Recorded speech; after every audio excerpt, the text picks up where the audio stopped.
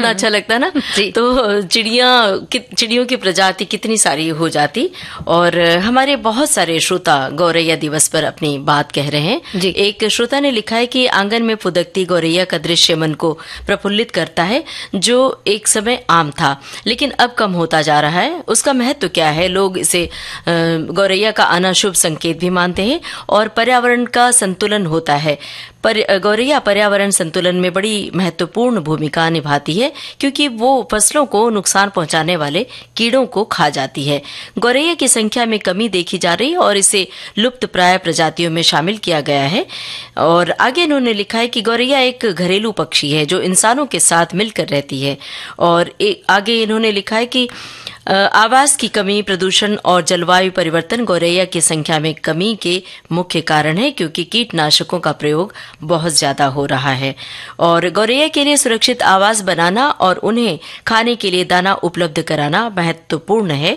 प्रदूषण को कम करके और जलवायु परिवर्तन के प्रभाव को कम करके गौरैया को बचाने में मदद मिल सकती है। जी, और हमारे एक साथी लिख रहे हैं कि गौरैया के प्रति जागरूकता के लिए दिन मनाया जाता है क्योंकि कई प्रजाति लुप्त हो रही है। गौरैया कितनी दिखाई देती थी पहले, अब नहीं दिखाती। अब पक्षियों की आवाज फोन से निकाल के सुन पाते हैं, इसलिए जरूरी है कि पशु पक्षी की देखभाल के प्रति जागरूक हो और गौरैया के संसार को वापस लाएं। गर्मी आ रही है तो आंगन में पक्षियों के लिए दाना पानी रखते हैं तो खास करके पानी जरूर रखें क्योंकि प्यास तो बहुत लगती है। बिल्कुल सही बात है। जैसे हमें प्यास लगती है हम सबको, वैसे गौरैया को भी प्यास लगती है। और एक श्रोता ने लिखा है, ठुमक ठुमकता थेई थेई नाच दिखाती गौरैया, भोली सादी नन्ही गुड़िया सबको भाती गौरैया, घर आंगन आती बच्चों की थी लाडली चींची गौरैया, घर घर में जाती बाजरा खाती पानी पी उड़ जाती फुर्र गौरैया, फुदकती तार पे शोख गौरैया, हर घर की शोभा नन्ही गौरैया, ये भला कब हुआ कैसे क्यों हुआ जाने कहाँ खो गई गौरैया। कितनी अच्छी तरह से इन्होंने अपनी बात लिखी। और हमारे एक साथी लिखते हैं कि 2025 में विश्व गौरैया दिवस की थीम है प्रकृति के नन्हे दूतों को सम्मान। तो इस तरह से उन्हें सम्मान मिले गौरैया को, और साथ ही अपने परिवार में जैसे हम उसे पहले से रखते आ रहे हैं उस तरह से उन्हें रखते रहें।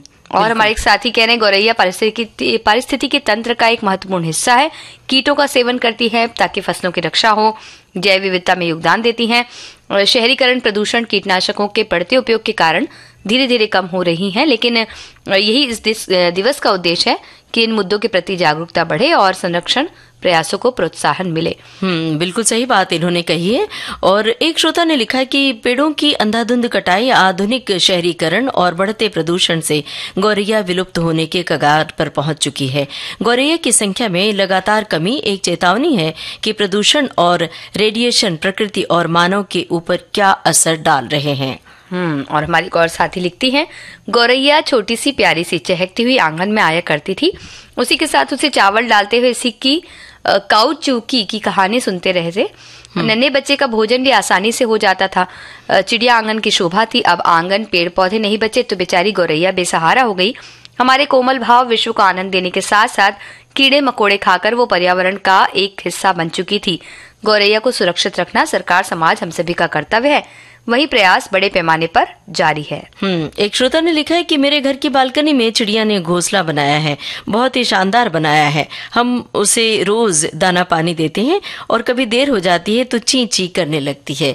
और जब आप घर से बाहर जाते हैं तो उस समय भी इन चिड़ियों की व्यवस्था करके जाना चाहिए। जैसे आप घर में पेट पालते हैं तो उनकी व्यवस्था करते हैं, तो इसी तरह से इन पक्षियों की, गौरैया की भी व्यवस्था कर लेनी चाहिए क्योंकि आप सबने ही कहा कि परिवार के सदस्य की तरह होती हैं, प्यारी लगती हैं और कुछ ये गंदगी भी नहीं करती हैं। खास बात ये है।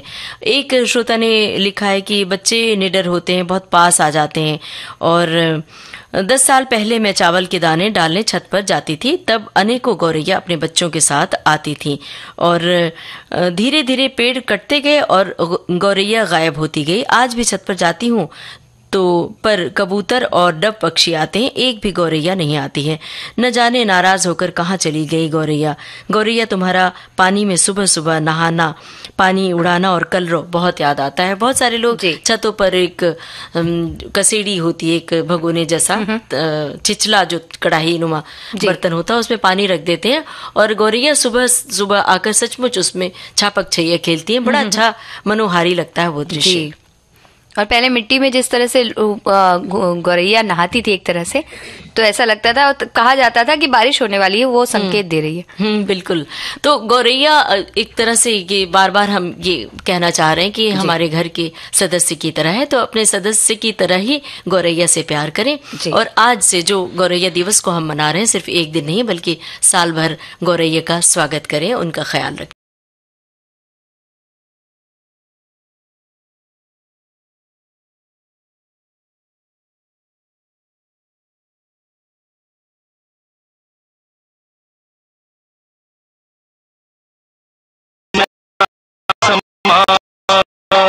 देखिए, हमारी बात सुन के लोग कितने प्रभावित होते हैं। बड़ा अच्छा लगता है कि विविध भारती सुनकर लोग प्रेरित भी होते हैं। हमारी एक श्रोता ने लिखा है अभी अभी कि गौरैया या चिड़िया पर आज का कार्यक्रम साझा करने के लिए बहुत धन्यवाद। मैंने भी अपने घर में बर्ड फीडर रखा है, साथ में पानी भी रखती हूँ और मेरी देखा देखी बहुत लोगों ने ये काम किया और नतीजा ये हुआ कि आज हमारी सोसाइटी में चिड़ियों की संख्या बहुत बढ़ गई है। ये देखकर मन प्रसन्न हो जाता है, उनका फुदकना मन को बहुत सुख दे जाता है। मराठी में एक गाना है जिसका आशय है, आओ चिड़िया वापस घूमो अपने घर की ओर। सचमुच गौरैया के लिए यही गाना गाइए। फिलहाल हम एक ब्रेक लेते हैं और फिर उसके बाद और कुछ बातें करते हैं। गैंग्स ऑफ वासेपुर वाह, एक बगल में चांद होगा, एक बगल गैंग्स ऑफ वासेपुर 2, साहब बीवी और गैंगस्टर, शैतान, ऐसी बेमिसाल फिल्मों के प्रोड्यूसर सुनील बोहरा आ रहे हैं विविध भारती पर बॉम्बे टॉकीज में 22 मार्च शाम 4 बजे, सिर्फ विविध भारती पर। से यह है कार्यक्रम सखी सहेली, और जब सखियां और सखा इस कार्यक्रम से जुड़ जाते हैं विविध भारती के फेसबुक पेज के जरिए, वैसे तो बहुत सारे लोग सुन रहे होते हैं और हमें ये अंदाजा होता है कि लोग सुन रहे हैं और आंखों के सामने एक छवि होती है, लेकिन हमें विविध भारती के फेसबुक पेज से रूबरू पता चल जाता है कि हमारे सखा और सखी की प्रतिक्रिया क्या है और हमारी प्रसन्नता बढ़ जाती है। और आज तो प्रसन्नता दिवस ही है। बिल्कुल। और हमारे बहुत सारे श्रोता लिख भी रहे हैं कि एक श्रोता ने लिखा है कि छोटा सा जीवन है, हमेशा खुश रहें, प्रसन्न रहने की आदत बना लें तो बेहतर है। और एक श्रोता ने लिखा है कि हमें तो आपका प्रोग्राम सुन के ही खुशी हो गई, और हमें तो किसी ने लिखा है कि हमें तो आप दोनों की आवाज सुनकर प्रसन्नता हो रही है। अच्छी बात है ना, ये सुन के हमें प्रसन्नता हो रही है, ये पढ़कर और सुनकर। बिल्कुल। एक बेहतरीन जीवन का मूल मंत्र है कि हर परिस्थिति में प्रसन्न रहें, खुश रहें। चेहरे पर एक मुस्कान नजर आए तो खुद के कम तो बनते ही हैं, मिलने जुलने वालों के भी काम बन जाते हैं। मतलब खुद का हमारा काम तो बन जाता है प्रसन्नता से, सामने वाला भी खुश हो जाता है। ये कहा भी तो जाता है कि आप खुश होकर लोगों से मिलेंगे तो वो भी आपसे उसी तरह मुस्कुराकर मिलेंगे और उनके चेहरे पर भी खुशी चस्पा हो जाएगी। जी, और लोगों के बीच खुशी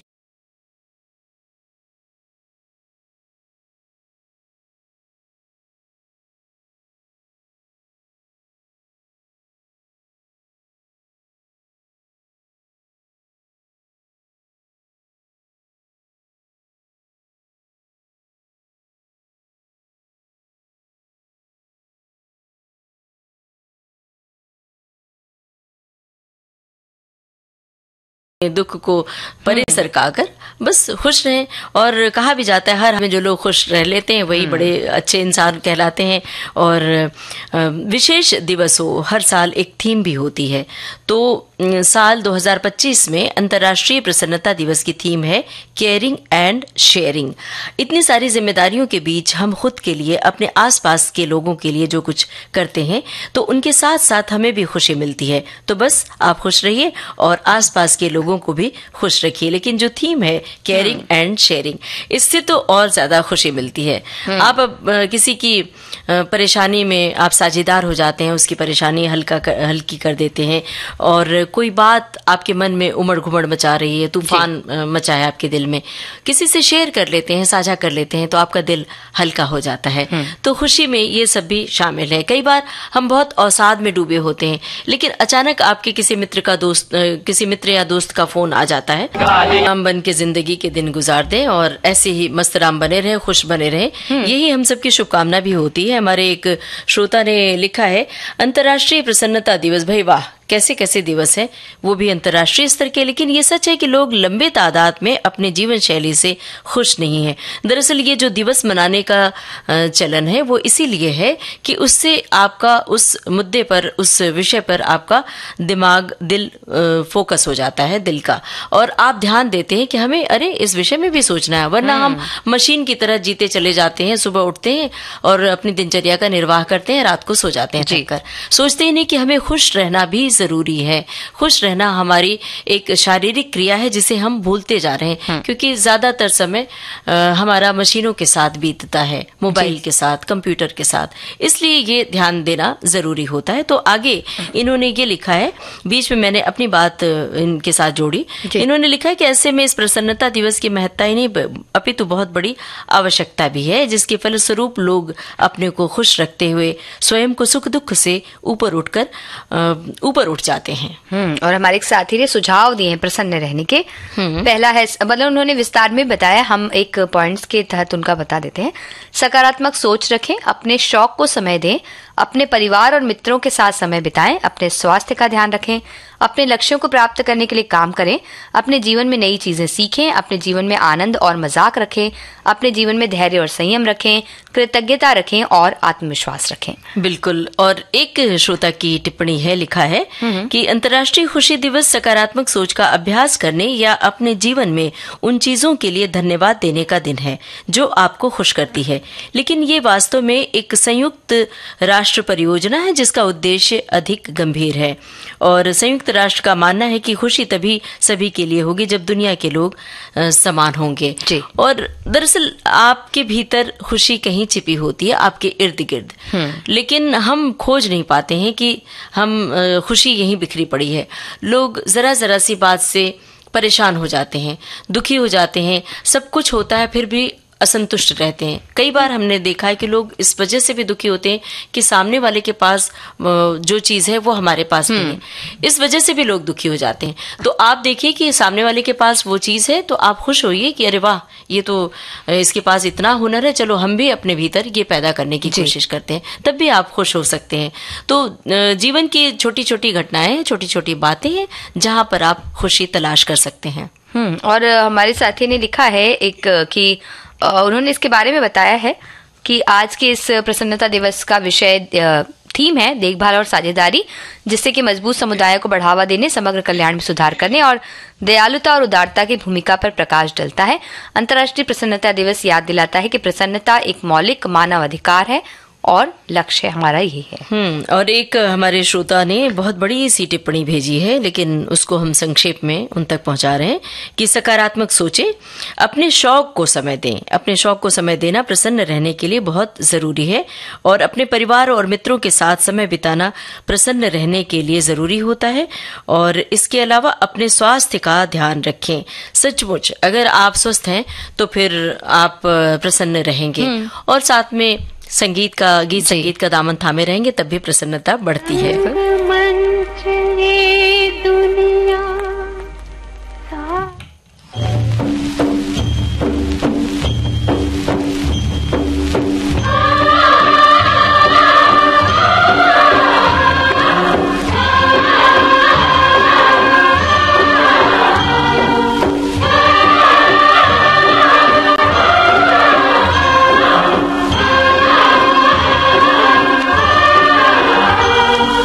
है सखी सहेली का सफर हमेशा सुहाना ही होता है, और जब हम कहीं दूर चलते हैं, पर्यटन की ओर चलते हैं, तो फिर सफर और सुहाना हो जाता है। बताओ नेहा, कहाँ चले?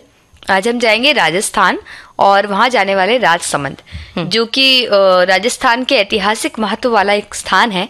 और राजसमंद है जो पर्यटकों के लिए बहुत बेहतरीन माना जाता है, क्योंकि यहाँ जो भी आता है वो अपने साथ ढेरों बातें, यादें और जानकारियां साथ ले जाता है। तो सबसे पहले तो ये बता देते हैं कि उदयपुर से तकरीबन 65 किलोमीटर की दूरी पर राजसमंद जिला स्थित है, और पहुंचना तो आसान है, और लेकिन यहाँ पहुंचकर यहाँ से वापस आने का मन नहीं करेगा, ये बहुत बड़ी दिक्कत है।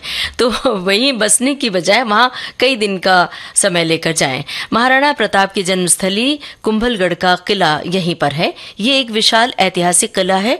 15वीं शताब्दी में इसे बनाया गया और अरावली पर्वत श्रृंखला के बीच बसा हुआ है। इस किले की दीवारें इतनी मजबूत हैं कि उनमें एक साथ 8 घुड़सवार चल सकते हैं। और कुंभलगढ़ किले के पास ही कई मंदिर भी हैं, जिनमें नीलकंठ महादेव का मंदिर है, जो कि बहुत सुंदर है।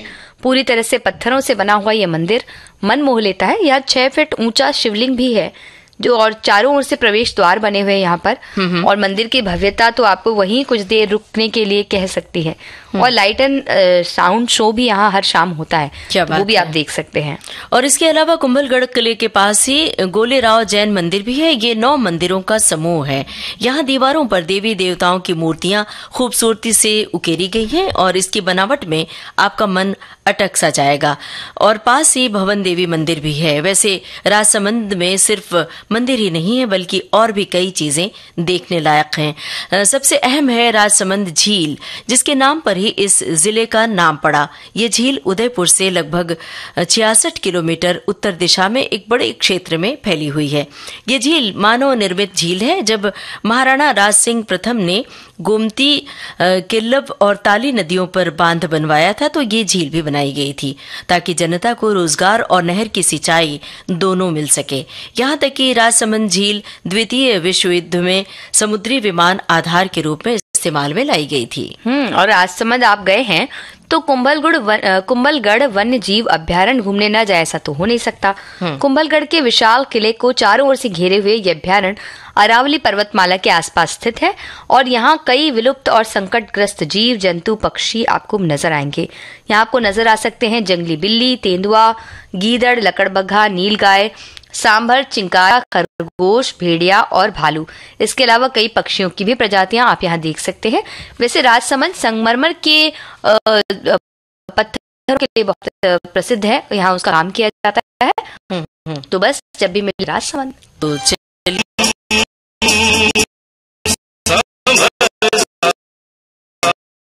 घूम लिए। और अब सखी सहेली कार्यक्रम में जो अलग और मुद्दे हैं उन पर भी चर्चा करना जरूरी है। और प्रसन्नता की बात, हमारे श्रोताओं को इतनी मनभाई की टिप्पणियां अभी तक आई जा रही हैं। एक की टिप्पणी है, इन्होंने अपनी कविता लिख भेजी है। अपनी मुश्किलों को मैं यूं कभी कुछ कम कर लेती हूँ, कभी कभी सिर पे रखे पल्लू को परचम कर लेती हूँ, कभी कभी जिंदगी तो जिंदगी भर धौकनी सी जलाती ही रहेगी, घावों पर लगाओं का मरहम कर लेती हूँ कभी कभी। इन हसीन पलकों पर अश्कों का बोझ किस लिए, मन ही मन में मन को मैं नम कर लेती हूँ कभी कभी। तो प्रसन्नता को आपको अपने साथ लिए चलना पड़ता है, ओढ़ना पड़ता है कई बार। और प्रसन्नता तब भी होती है जब हमारे लगाए बीजों में से जो 2-2 छोटी-छोटी पत्तियां निकल के आती हैं, अंकुर। और आज हमारा विषय मुझे कुछ कहना में यही है कि पौधों के प्रति हमारी क्या जिम्मेदारी है। तो हमारे साथी कह रहे हैं कि पेड़ पौधों का मानव जीवन में बड़ा महत्व है। हमें न सिर्फ ऑक्सीजन देते बल्कि तमाम प्रकार के फल फूल, जड़ी बूटियां और लकड़ियां भी देते हैं। घर के आसपास पौधारोपण करने से गर्मी, भूक्षरण, धूल सबकी समस्या से हम बच सकते हैं। पेड़ और अन्य जीवित पौधे हमारे आसपास की सुंदरता को बढ़ाते हैं और हवा साफ करते हैं। और एक श्रोता ने लिखा है कि ये बड़ा ही अच्छा विषय है और पौधों के प्रति हमारी जिम्मेदारी बहुत बड़ी हो जाती है। और हम ऐसा इन्होंने लिखा है कि उनकी देखभाल करना, कुछ लोग पौधा लगाकर शौक पूरा कर लेते हैं लेकिन जिम्मेदारी नहीं निभा पाते हैं, देखभाल नहीं कर पाते हैं। तो ऐसा मत कीजिए। किसी ने एक सम्मान सहित पौधा दिया था। मैं किसी कार्यक्रम में गई थी, वहां मुझे सम्मानित करने के लिए पौधा दिया गया था। वो मुझे ये सम्मान इतना अच्छा लगा कि मुझे जितने भी अवार्ड मिले हैं वो सब मेरे लिए इसके आगे फीके लगे, और हमने इस उपहार को घर में लाया और पौधे को रोप दिया अपने बालकनी में। हमारी एक और साथी कह रहे हैं कि मुझे गार्डनिंग का शौक है, तो पौधे कभी कुछ नहीं बताते, लेकिन अगर ध्यान दिया जाए तो वो भी बहुत चीजें हमें बताते हैं कि उन्हें किस चीज की जरूरत है। जैसे पानी चाहिए, खाद चाहिए, सपोर्ट चाहिए। और हम पौधों को लगाते हैं तो केयर करना भी सीखना होगा। ऐसा कतई नहीं होना चाहिए कि सिर्फ लगाया और छोड़ दिया। उसे बच्चों की तरह पालना पड़ता है। यदि केयर नहीं कर सकते तो पौधे नहीं लगाओ, ऐसा उनका कहना है। बिल्कुल सही बात है। पौधों को भी आप परिवार के सदस्य की तरह प्यार कीजिए। और ये कहा जाता है कि सुबह सुबह आप जाइए गमले में जहाँ पौधे लगे हैं, पानी डालिए और वहीं पर बैठिए थोड़ी देर, आपका मन भी प्रसन्न होगा। और उनसे बातें कीजिए तो देखिए, कहते हैं कि वो और फूल खिल जाएंगे। तो ये आपकी हो सकता है कि आपका ये फिक्शन हो, कल्पनाशीलता हो, लेकिन जो आपको प्रसन्नता मिलेगी उसकी कोई बराबरी नहीं है। और आज नेहा एक खास दिवस और है, और जिससे हम सबकी जिंदगी जुड़ी होती है। हम सब अपनी जिंदगी में भीतर कुछ और होता है, बाहर कुछ और कर रहे होते हैं। मतलब हम कई बार नाटक भी करते हैं कि भीतर तूफान मचा है लेकिन हम प्रसन्न दिखाई देते हैं। और आज रंगमंच दिवस है, इसलिए हम ये बातें कर रहे हैं। जी, आज बच्चों और युवाओं के लिए विश्व रंगमंच दिवस है, और रंगमंच दिवस भी कुछ दिनों के बाद आने वाला है। तो अगर एक बात की जाए, अगर इसको संक्षिप्त रूप में हम बताएं, तो बच्चों और युवाओं को रंगमंच से जोड़ने के लिए बच्चों और युवाओं का ये रंगमंच दिवस मनाया जाता है। International association of theatre for children and young people यानी ASSITEJ ने इस दिवस को मनाने की शुरुआत की थी। पहली बार ये दिवस मनाया गया साल 2001 में, और इसके लिए कई तरह के वर्कशॉप, प्रदर्शन, मीडिया कार्यक्रम आदि आयोजित किए जाते हैं। और रंगमंच दरअसल एक ऐसी जगह मानी जाती है जहां विचारों और व्यक्तित्व का विकास भी होता है, और व्यक्तित्व के विकास का मौका भी मिलता है बच्चों और युवाओं के लिए। जब छोटी उम्र से ही हम रंगमंच से जुड़ते हैं तो बहुत सारी चीजें जल्दी ही सीख लेते हैं, अपने विचारों को अच्छी तरह से एक्सप्रेस कर पाते हैं, अपनी भावनाओं को सही तरह से व्यक्त कर पाते हैं। आज के समय में अपनी भावनाओं को बता पाना एक वरदान के समान है। वहीं कला के माध्यम से सकारात्मकता भी हमारे जीवन में आती है। कई बार हम कहना कुछ और चाहते हैं, कह कुछ और जाते हैं। रंगमंच थिएटर आपको ये सिखाता है कि बहुत कम शब्दों में, कम वाक्यों में और सही अभिव्यक्ति दे सके, सही तरीके से अपनी बात कह सकें। तो जिस तरह से बच्चों और युवाओं के लिए जो रंगमंच का एक एसोसिएशन है, उसका वाक्यांश है आज ही किसी बच्चे को रंगमंच पर ले जाएं, और इसी के तहत वो इस पहलू पर काम करते हैं। और दुनिया भर के तकरीबन 80 देश इस संगठन से जुड़े हैं, और विभिन्न तरह के आयोजनों के साथ इस दिन को मनाया जाता है। बच्चों और युवाओं को रंगमंच की दुनिया से अपने जीवन में अपने अपने हिस्से की भूमिका निभा रहे हैं ना नेहा? जी, जिंदगी भी तो एक रंगमंच की तरह है। बहरहाल अब देखिए घड़ी की ओर, बिल्कुल भी वक्त नहीं कि कुछ कहें, बोले बतियाएं या गाना सुनवाएं। तो लेते हैं सखियों और सखाओं से इजाजत। आप सभी को ममता सिंह और नेहा शर्मा का नमस्कार। सखी सहेली कार्यक्रम की प्रस्तुतकर्ता अनुश्री पाठक। सखी सहेली